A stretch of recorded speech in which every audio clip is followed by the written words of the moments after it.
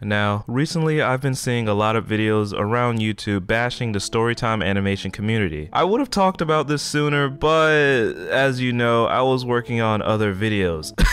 Check it out. But now I'm here to give my opinion on the situation, even though I'm late to the party. Look here, the party doesn't start until I walk in.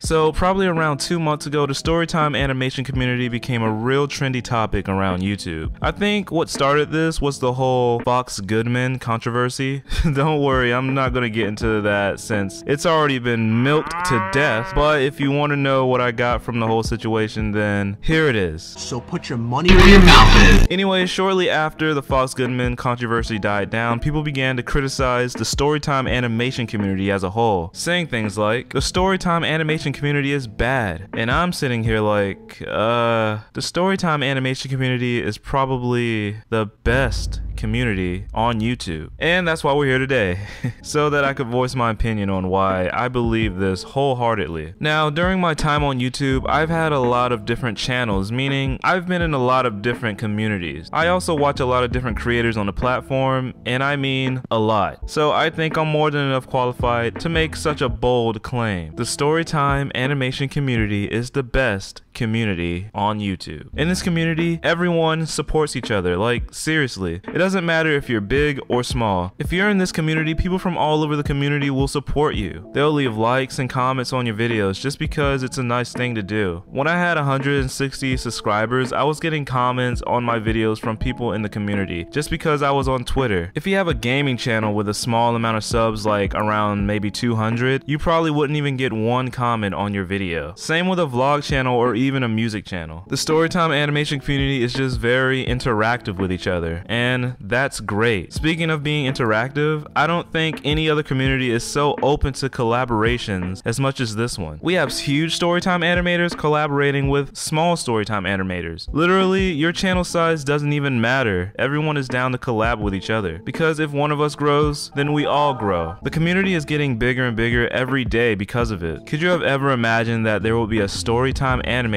with almost 9 million subscribers? Not in this universe. In this community, you meet tons of people with similar interests, so it makes sense to want to collab. There's also fan art. Doesn't matter if you're big or small, like I said, you'll probably get at least one piece of fan art. This community has really amazing, talented artists that are very underrated. I know that I've been saying that your channel size doesn't matter a lot in this video, but it really shows when you see the group fan art. Someone could draw me with another animator whose channel is colossal in comparison to mine, and it will be completely normal. I love receiving fan art. You probably couldn't tell by the stick figure, but I'm an artist as well, and I really do appreciate anytime someone takes time out of their day to draw my character.